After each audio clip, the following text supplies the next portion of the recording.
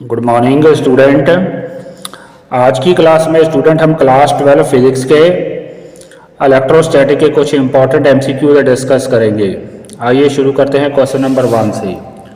यहाँ पे student actually हमारे पास है question number 1, electrostatic potential at a point at a distance r from charge q varies as. हमें v का एक्सप्रेशन स्टूडेंट मालूम है, वी नो जो v होती है that is actually equal to 1/4 pi epsilon naught, जो कि है k Q/r। तो यहाँ पे स्टूडेंट अगर देखें तो हमारे पास जो करेक्ट ऑप्शन आ रही है दिस इज Q/r, तो correct option is option C question number 1 की। तो हमारा पोटेंशियल होता है that is actually inversely proportional to the distance from the charge for a point charge, it is Q/r। C option is correct. आइए question number 2 पे चलते हैं। Question number 2 में है SI unit of electric potential is. Electric potential का student हमारे पास unit होता है जूल वोल्ट, तो B option is correct. Option B is correct, volt. Third question पे चलते हैं। यहाँ पे हमें E और V के बीच रिलेशन पूछा है that is a standard relation. जो हमारा इलेक्ट्रिक फील्ड होता है that is actually equal to -dV/dr, negative of potential gradient. तो क्वेश्चन नंबर 3 का हमारे पास आंसर आएगा ऑप्शन बी। आइए फोर्थ पे चलते हैं। फोर्थ क्वेश्चन है स्टूडेंट हमारे पास जो इलेक्ट्रिक पोटेंशियल है और इलेक्ट्रिक फ्लक्स, ये दोनों ही 4 ऑप्शन है।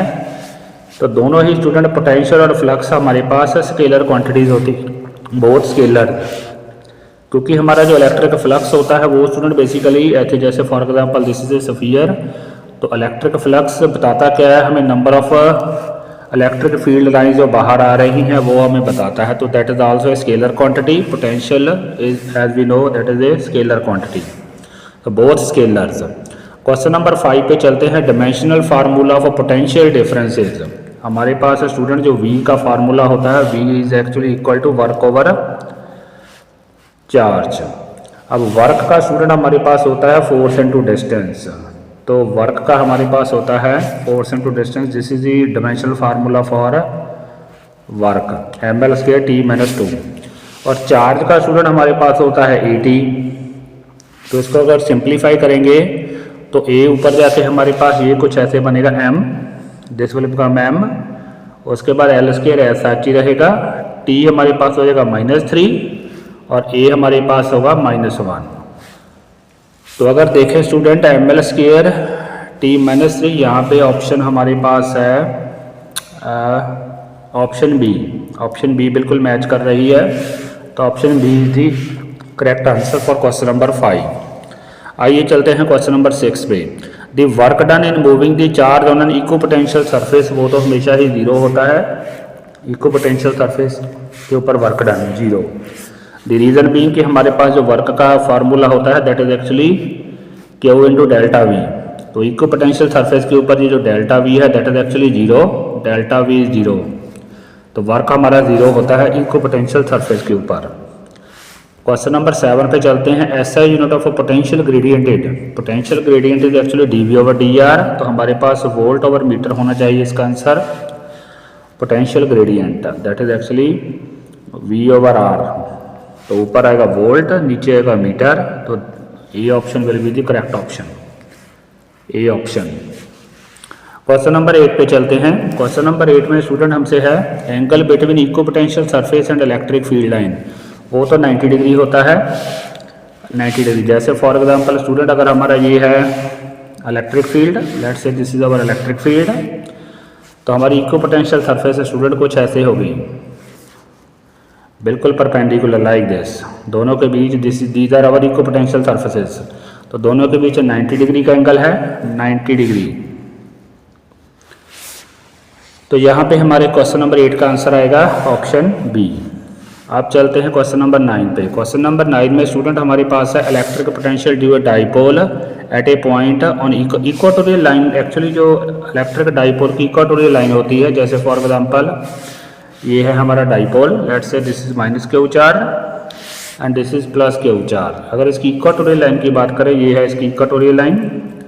यहाँ पे स्टूडेंट किसी भी पॉइंट के ऊपर हमारा जो V होता है that is actually 0 equatorial line पे, बिकॉज जो हमारा पॉइंट ऑन इक्वाटोरियल लाइन है that is actually equidistant from minus Q charge and plus Q charge.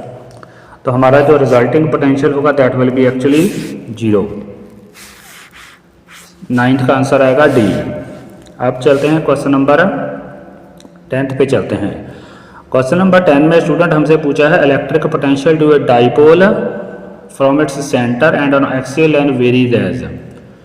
From its centre and on the axial line जो हमारा student potential होता है actually from dipole it varies as r 1/r²। तो इसका option हमारे पास question number 10th का हमारे पास ऑप्शन आएगा डी ऑप्शन डी। अब चलते हैं क्वेश्चन नंबर 11। एक बार 10 क्वेश्चन रिकॉल कर लेते हैं कि क्या क्या हमने डिस्कस किया। फर्स्ट क्वेश्चन का स्टूडेंट हमारे पास ऑप्शन आंसर है सी, सेकंड का आंसर है वोल्ट, थर्ड का ऑप्शन है बी, फोर्थ का ऑप्शन है बोथ स्केलर्स, फिफ्थ का ऑप्शन है हमारे पास बी। उसके बाद सिक्स का आंसर हमारे पास है 0, इक्वा पोटेंशियल सरफेस के वर्क डन 0 होता है। सिमिलरली स्टूडेंट अगर चले पोटेंशियल ग्रेडियंट की उसका यूनिट ए ऑप्शन है 7th का, 8th का ऑप्शन है 90 डिग्री। सिमिलरली 9th का स्टूडेंट हमारे पास आंसर है इक्वाटोरियल लाइन पे पोटेंशियल होता है 0, डी ऑप्शन। 10th का हमारे पास आंसर है डी। क्वेश्चन नंबर 11 पे चलते हैं। क्वेश्चन नंबर 11 में स्टूडेंट हमारे पास है E = -dV/dr। तो यहाँ पे नेगेटिव साइन क्या रिप्रेजेंट करता है that actually represent option D. हमारा जो इलेक्ट्रिक फील्ड होता है is directed in a direction of decreasing potential. तो जैसे फॉर एग्जांपल अगर ये हमारा इलेक्ट्रिक फील्ड है, this is our electric field, तो ये रिप्रेजेंट करता है कि this is the direction of electric field. तो इस डायरेक्शन में स्टूडेंट हमारा ऐसे पोटेंशियल जैसे जैसे हम आगे जाते हैं potential in the direction of here is our source charge, here is our source charge. तो in the direction of electric field हमारा जो पोटेंशियल है वो कम होता है। तो ऑप्शन डी इज करेक्ट। आइए क्वेश्चन नंबर 12 पे चलते हैं। क्वेश्चन नंबर 12 में स्टूडेंट हमारे पास है इलेक्ट्रिक पोटेंशियल की 1/r से वेरिएशन कैलकुलेट करनी है, लेकिन चार्ज हमारे पास नेगेटिव गिवन है, चार्ज इज गिवन नेगेटिव। देख लेते हैं, charge is given negative question number 12 में। तो यहाँ पे स्टूडेंट हमारे पास v का एक्सप्रेशन ये होता है, this is the expression for v is equal to k/r। तो यहाँ से देखें तो स्टूडेंट जो v है that is actually directly proportional to 1/r। 1/r के डायरेक्टली प्रोपोर्शनल है, r के इनवर्सली प्रोपोर्शनल है। फिलहाल वो 1/r के विद रिस्पेक्ट टू हमसे ग्राफ पूछ रहा है। तो v और 1/r के बीच हमारे पास स्ट्रेट लाइन आनी चाहिए, स्ट्रेट लाइन, लेकिन चार्ज नेगेटिव होने के कारण हमारी जो स्ट्रेट लाइन है that will be in downward direction like this. तो ऑप्शन सी हमारे पास करेक्ट है, v the directly proportional to 1/r, लेकिन अगर r की बात है तो उसके इनवर्सली प्रोपोर्शनल है। तो ऑप्शन सी करेक्ट है इस क्वेश्चन की। आइए चलते हैं क्वेश्चन नंबर 13 पे। यहाँ पे स्टूडेंट हमसे पूछा है इको पोटेंशियल और पोटेंशियल ग्रेडियंट के बीच हमारे पास क्या रिलेशन होता है, वो तो π/2 ही है हमारे पास, सी ऑप्शन। अब चलते हैं क्वेश्चन नंबर 14 पे। इसका आंसर 0 ही आना है क्वेश्चन नंबर 14 का, work done on equipotential surface is 0। तो इसका option D option 0। Question number 15 पे आते हैं। Earth surface is considered to be at 0 potential, negative potential, positive potential, infinite. तो इसका 15 का आंसर हमारे पास आना है ए ऑप्शन, 0 पोटेंशियल। आगे चलते हैं क्वेश्चन नंबर 16 पे। क्वेश्चन नंबर 16 में स्टूडेंट हमारे पास है a circle has been drawn around a point positive charge, कुछ ऐसे की ऑप्शन है। सर्कल हमने ड्रॉ किया है कुछ ऐसे। उसके बाद है पॉजिटिव चार्ज यहाँ पे है, somewhere here you are having positive charge here. तो यहाँ हमने सर्कल ड्रॉ किया है, यहाँ पे हमने स्टूडेंट चार्ज मूव करना है, हेयर है चार्ज है। जो चार्ज हम जब मूव करेंगे तो वर्क डन स्टूडेंट हमारा 0 होगा, बिकॉज ये जो सर्कल है हमारा, ये सर्कल हमारा r डिस्टेंस पे है, तो इक्वो पोटेंशियल सरफेस है। This circle is actually equipotential surface.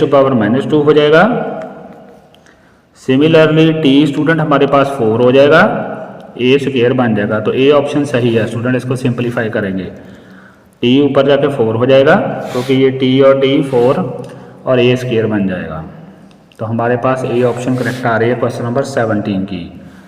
This is the dimensional formula for capacitance, A option. अब चलते हैं क्वेश्चन नंबर 18 पे चलते हैं। क्वेश्चन नंबर 18 में है SI unit of capacitance is Q equal to C V से हम निकाल, वैसे फेराड होता है कैपेसिटेंस का यूनिट, फेराड। ओके, आगे स्टूडेंट है हमारे पास डाइलेक्ट्रिक स्ट्रेंथ का, हमें इससे डायमेंशनल फार्मूला पूछा है। डाइलेक्ट्रिक स्ट्रेंथ जो होती है that is actually E is equal to V by D होती है। यहाँ से स्टूडेंट हम निकाल सकते हैं, पहले पोटेंशियल का डायमेंशन फार्मूला पुट करेंगे जो अभी हमने ड्राइव किया था, उसको एल से डिवाइड कर देंगे। You will get the required answer for question number 19। Question number 19, तो क्वेश्चन नंबर 19 का अगर हमें आंसर देखना है, जहाँ आई होप क्वेश्चन नंबर 19 का हमारे पास आंसर आएगा सी ऑप्शन। इसको आप आई होप कि you can simplify this. Question number 19 C option is correct.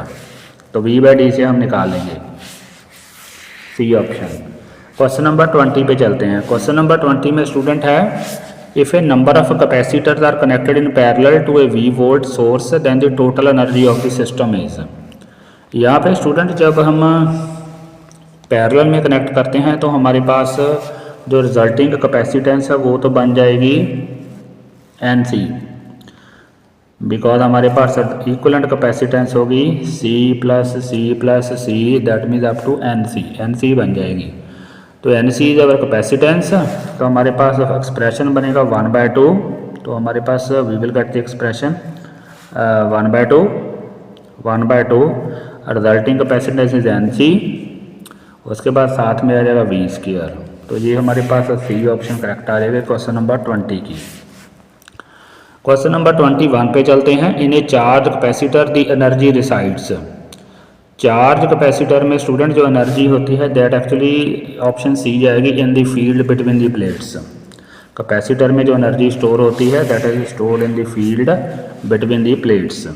Question number 22 पे चलते हैं। क्वेश्चन नंबर 22 और 23 तो बेसिक्स हैं, ये जस्ट हमसे यूनिट पूछा है। पहले पूछा है पोलराइजेबिलिटी का, उसका ऑप्शन आएगा हमारे पास बी। सिमिलरली यहाँ पे भी हमारे पास ऑप्शन आएगा B, polarisation vector. These are some of the basic units. आगे चलते हैं क्वेश्चन नंबर 24 पे। If the radius of soap bubble it is doubled its capacitance will be. Capacitance student हमारे पास इसका एक्सप्रेशन ये है C is equal to 4 pi epsilon naught R. तो आर के डायरेक्टली प्रोपोर्शनल अगर आर हम डबल करेंगे तो कैपेसिटेंस भी हमारी डबल ही हो जाएगी। क्वेश्चन नंबर 24 का हमारे पास आंसर आएगा ऑप्शन ए। क्वेश्चन नंबर 25 पे चलते हैं। Which of the following factors does not effect capacitance of a capacitor. यहाँ पे स्टूडेंट डिस्टेंस इफेक्ट करता है, एरिया भी इफेक्ट करता है, कर्वेचर भी इफेक्ट करते हैं, मटेरियल इफेक्ट नहीं करता। तो बी ऑप्शन आना चाहिए 25 का, मटेरियल ऑफ द प्लेट्स। अब चलते हैं क्वेश्चन नंबर 26 पे। Capacitance of an isolated conducting sphere. ये तो स्टूडेंट हमें पता है 4 pi epsilon naught R formula होता है हमारे पास, 4 pi epsilon naught R, 4 pi epsilon naught R. तो हमारे पास आंसर आएगा ऑप्शन डी। अब चलते हैं क्वेश्चन नंबर 27 पे। The different capacitors are connected in series then. Series में स्टूडेंट हमारे पास इक्वल चार्ज होता है, सीरीज में equal charge, they will have equal charge. Question number 28 पे चलते हैं। Increasing charge on the plates of a capacitor means, तो यहाँ पे increasing potential difference, B option correct आना चाहिए, क्योंकि स्टूडेंट हमारे पास जो क्यू होता है that is proportional to V. अगर हम क्यू को इंक्रीज करेंगे तो वी भी हमारे पास इंक्रीज होगी। तो B option is correct for question number 28। 29 पे चलते हैं। 29 पे स्टूडेंट हमारे पास है when a conductor is held in electric field the field inside the conductor is always. Conductor के अंदर जो स्टूडेंट हमारा, जैसे for example inside the conductor हमेशा ही, क्योंकि इलेक्ट्रिक फील्ड लाइन पेनिट्रेट नहीं कर सकती, तो ई तो यहाँ पे हमारा जीरो होता है, ये जीरो इनसाइड कंडक्टर। तो इसका हमारे पास करेक्ट ऑप्शन आएगा D option, zero. Question number 30 पे चलते हैं। Charge on a capacitor is doubled if capacitor becomes K times where. तो यहाँ पे स्टूडेंट हमारे पास ऑप्शन सी आएगा। I hope you can do this simple calculation, C option. अब चलते हैं क्वेश्चन नंबर 31 पे। When the air between the plates of a capacitor is replaced by mica of a dielectric constant 6, तो capacitance भी student इसकी 6 time भी हो जाएगी, because we know C dash that is equal to K C not. तो अगर के की वैल्यू 6 है यहाँ पे, तो कैपेसिटेंस हमारी 6 टाइम्स हो जाएगी, 6 सी नॉट। तो इसका आंसर हमारे पास आएगा बिकम 6 टाइम्स।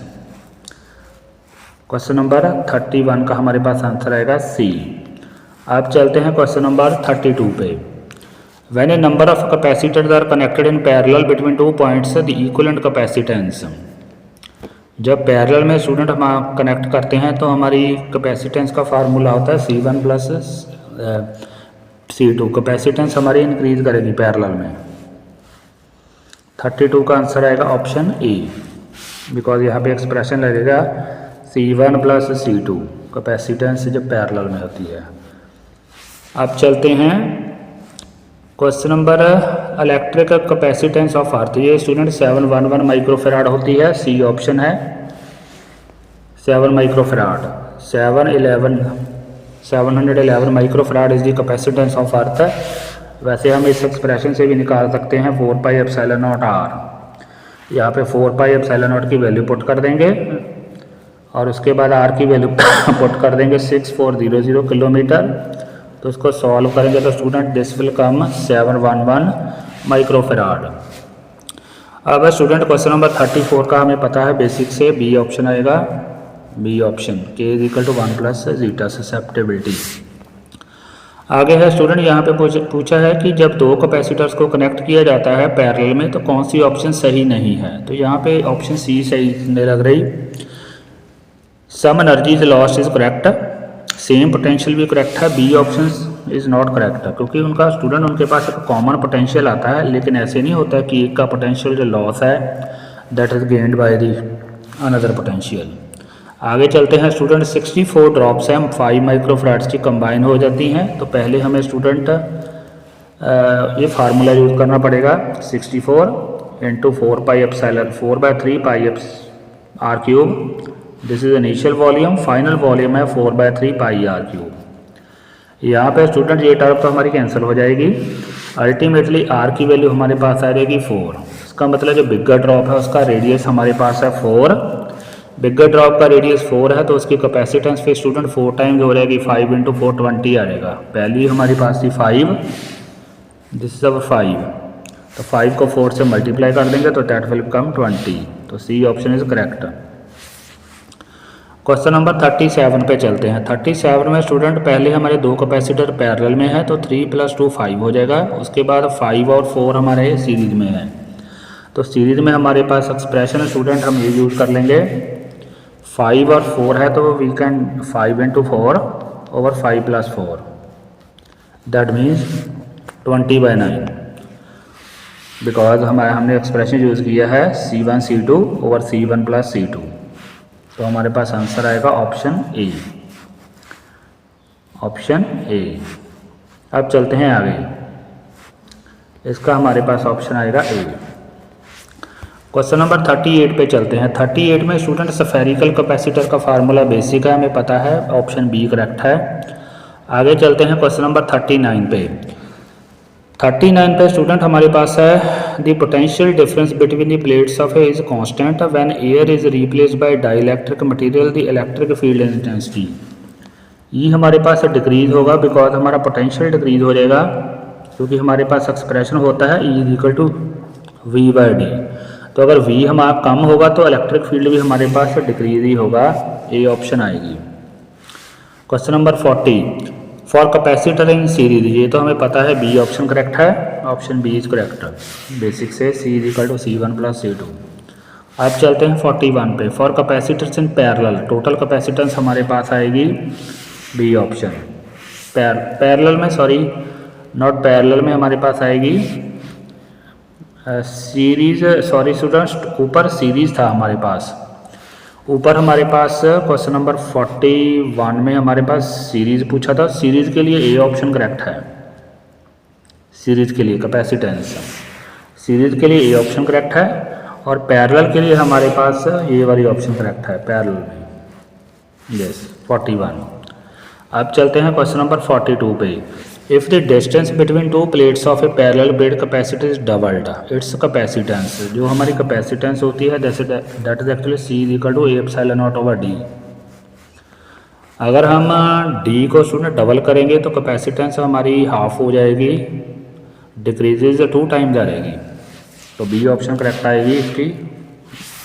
अगर क्योंकि इन्वर्सली प्रोपोर्शनल D इंक्रीज होगा तो कैपेसिटेंस कम होगी, आधी हो जाएगी, डिक्रीजेज 2 टाइम्स। आगे चलते हैं 43 बिकॉज अर्थ, क्वेश्चन नंबर 43 में अर्थ स्टूडेंट हमारे पास एक कंडक्टर है, इसलिए उसका पोटेंशियल जो है 0 है। क्वेश्चन नंबर 44 पे चलते हैं। क्वेश्चन नंबर 44 में वही वर्क डन 0 आएगा। इस सिचुएशन में ऑलरेडी हमने डिस्कस कर लिया है, क्योंकि ये हमारे पास एक इक्व पोटेंशियल सरफेस है, this is actually our equipotential surface. तो इसके ऊपर अगर हम चार्ज मूव करेंगे, ऐसे चार्ज मूव करेंगे तो वर्क डन हमारे पास आएगा 0, work done will be 0। Next चलते हैं। नेक्स्ट स्टूडेंट हमारे पास है क्वेश्चन नंबर 45। क्वेश्चन नंबर 45 में हमसे पूछा है इलेक्ट्रिक पोटेंशियल। यहाँ पे स्टूडेंट हम कैलकुलेशन करनी पड़ेगी, यहाँ हम वी कैन मेक कैलकुलेशन, यहाँ पे हम कैलकुलेशन कर सकते हैं। V will be equal to 9 × 10⁻⁹। यहाँ पे हमारे पास चार्ज आएगा ZE ओवर R। यहाँ पे Z की वैल्यू स्टूडेंट हम सब्स्टिट्यूट कर देंगे, Z की वैल्यू सब्स्टिट्यूट करेंगे 50, E की वैल्यू हमें पता है 1.6 × 10⁻⁻19 और R की वैल्यू हमें गिवन है। तो कैलकुलेशन हम करेंगे क्वेश्चन नंबर 45। तो देख लेते हैं after calculation what is the reply. Question number 45 का कैलकुलेशन करके हमारे पास बी ऑप्शन करेक्ट आएगा, बी ऑप्शन, बी ऑप्शन। उसके बाद क्वेश्चन नंबर 46 पे चलते हैं। The electrostatic potential energy of 2 charges 1 microcoulomb 1 metre दूर है। तो यहाँ पे हमें एक्सप्रेशन यूज़ करना पड़ेगा 1/4πε0 Q1 Q2 ओवर R। ये वाला expression Q1 Q2 over R, this expression. यहाँ पे वैल्यू हमें सब्स्टिट्यूट करनी पड़ेगी। Q1 की K की वैल्यू पहले पुट करेंगे 9 × 10⁻⁹, Q1 की वैल्यू पुट करेंगे -6, सिमिलरली यहाँ भी 10⁻⁻6 और R की वैल्यू पुट कर देंगे 1। तो कैलकुलेशन कर लेंगे, हमारे पास आई होप के आंसर आएगा ये 10⁻⁻12 बन जाएगा और 9 × 10⁻³ करके कुछ आ रहा है, देख लेते हैं। C ऑप्शन करेक्ट लग रही है 46 की, 46 का C आ रहा है, सही है, 46 का है C ऑप्शन। अब चलते हैं 47 पे। यहाँ स्टूडेंट है a dielectric slab is placed between the plates of a parallel plate capacitor is capacitance, capacitance को इंक्रीज करती है, डी ऑप्शन। 48 में स्टूडेंट है ratio of charge on capacitor, parallel में है, पैरेलल में तो हमारे पास रेशियो कुछ ऐसे ही आएगी। पैरेलल में हमारे पास कैपेसिटेंस की रेशियो पूछी है, तो C1/C2 स्टूडेंट यहाँ पे हम डायरेक्टली कैलकुलेट कर सकते हैं। वो एक्चुअली चार्ज के प्रोपोर्शनल है, तो यहाँ पे हमारे पास ए ऑप्शन करेक्ट आएगी, ए ऑप्शन। आप चलते हैं क्वेश्चन नंबर 49 पे। क्वेश्चन नंबर 49 में है electric energy stored by capacitor we can make the calculation 1/2 half CV square 1/2 CV square. तो ये फार्मूला हम यूज़ करेंगे 1/2 CV स्क्वायर। यहाँ पे स्टूडेंट हमें C की वैल्यू गिवन है 900 इंटू 10⁻⁻12 आएगा पिको पे, और साथ में V स्क्वायर 100 का स्क्वायर आएगा 4। तो कैलकुलेशन करेंगे, कैलकुलेशन करके 49 का हमारे पास आंसर आएगा बी ऑप्शन। अब लास्ट स्टूडेंट है dielectric constant of metal. Metal का जो डाइलेक्ट्रिक कांस्टेंट होता है वो होता है इन्फिनिटी। तो ऑप्शन डी हमारे पास करेक्ट आएगी। So these are some of the important MCQs for your board examination. Please do not forget to share my video. Thank you very much.